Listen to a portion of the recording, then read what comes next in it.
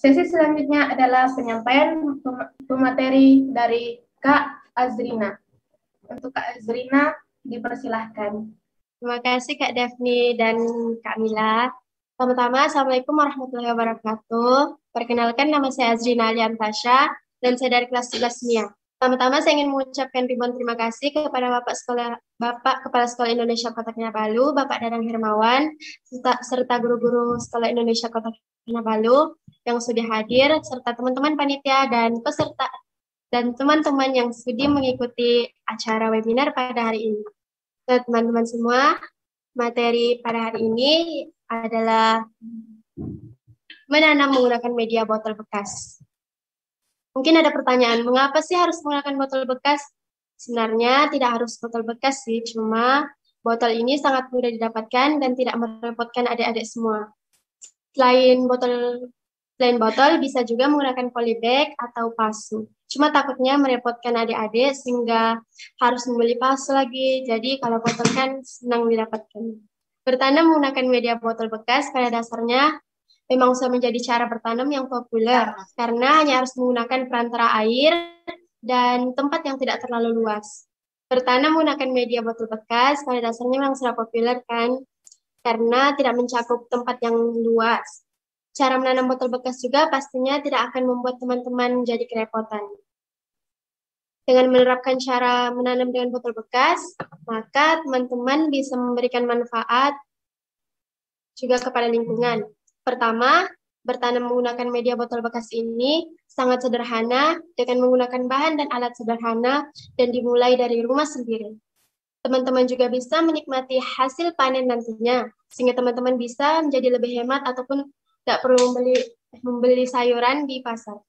Dan teman-teman juga bisa menghemat penggunaan plastik dengan mendaur ulangnya dan menjadikannya wadah bertanam. Kali ini teman-teman akan mengetahui cara menanam dengan botol bekas. Jadi jangan khawatir ya karena caranya sederhana dan tidak merepotkan. Alat dan bahannya adalah botol mineral kosong yang berukuran 1,5 liter. Boleh kakak yang kecil ya? Boleh, tapi pasti hasilnya akan kecil. Mungkin yang standar adalah botol mineral yang berukuran 1,5 liter. Terserah si botol apa saja, tidak harus Sasa, boleh botol yang lain. Kemudian gunting dan cutter untuk memotong botolnya nanti. Dan jika ada solder untuk melubangi botolnya, boleh menggunakan solder. Tapi jika tidak ada, bisa menggunakan cutter ataupun paku panas. Tapi harus hati-hati ya. Oke, slide selanjutnya Kak Suri. Oke, yang kedua adalah mengubah media botol bekas menjadi media tanam. Caranya yang pertama, senang saja. Botol bekas menjadi dua bagian seperti pada gambar. Seterusnya, lubangi bagian bawah botol secara acak, terutama pada bagian bawah penutup botol, karena sebagai tempat untuk akar tanaman keluar untuk menyerap air nantinya. Ikut hasil akhirnya yang setelah dipotong dan dilubangi. Pada gambar paling kanan. Oke, slide selanjutnya Kak Suri. Yang ketiga adalah membuat media tanam. Bahan-bahan apa saja yang diperlukan? Pertama, ada tanah hitam. Biasanya kalau di ladang pasti kan banyak tanah hitam.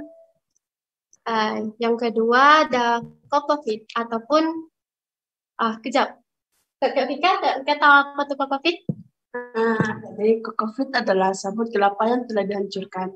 Jadi kalau teman-teman punya sabut kelapa di rumah, bekas ibu kalian ambil santan, jangan dibuang ya, itu bisa digunakan sebagai media tanam juga. Oke. Yang ketiga ada sekam bakar. Sekam bakar itu merupakan kulit padi yang telah dibakar. Jadi kalau tidak punya sekam bakar di rumah, bisa juga menggunakan hasil bakar dari sampah atau daun-daun. Nah, sekam bakar ini sendiri mempunyai fungsi untuk menetralkan tanah ataupun meningkatkan pH tanah dan bisa membunuh bakteri-bakteri patogen. Jadi kalau adik di kelas 11 kelas MIA, nanti akan belajar biologi patogen. Oh ya, kalau teman-teman tidak punya sekam bakar, jangan dipaksakan ya, tidak apa-apa. Biasanya kalau kami di farm, kami akan mencampurkan semua bahan tersebut, lalu kami akan menjadikannya media tanam. Jadi, kalau ada pertanyaan bagaimana kalau punya tanah hitam saja, nah tidak apa-apa sih, yang penting punya medianya, tetapi tanahnya akan menjadi lebih bagus jika memiliki banyak media di dalamnya. Slide selanjutnya Kak Suri. Yang keempat adalah memasukkan media tanam dan menyemai bibit tanaman. Pada ruang botol bekas atas akan diisikan media tanam yang telah dicampurkan dan pastikan tidak terlalu penuh airnya nanti karena pastikan tanahnya tidak terlalu penuh karena pada bagian bawah akan diisikan air. Untuk airnya bisa menggunakan air biasa atau air keran ataupun bisa menggunakan air kolam. Jika di ladang pasti ada kan kolam-kolam, bolehlah ambil airnya. Nah, kebetulan di farm ada kolam lele, jadi kami menggunakan air kolam lele. Dan air kolam sendiri memiliki banyak mineral di dalamnya.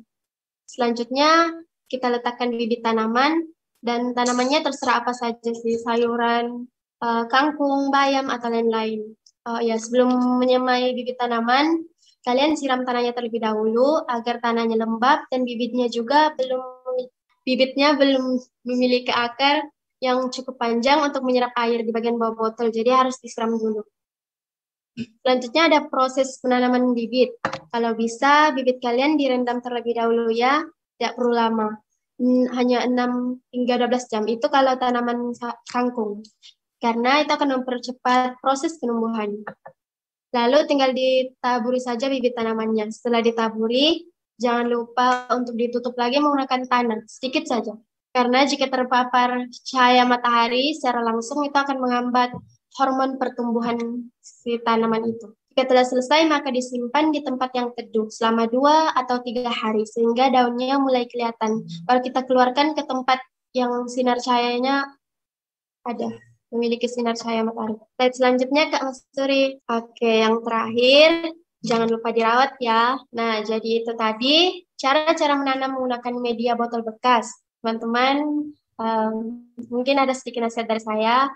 Dan sekarang pandemi COVID-19 ini menuntut kita untuk lebih banyak beraktivitas di rumah. Hal tersebut kita lakukan untuk menghindari penyebaran virus corona yang mungkin menyerang kita dan juga keluarga-keluarga kita. Jadi beraktivitas di rumah itu bukan berarti kita menjadi orang yang tidak produktif.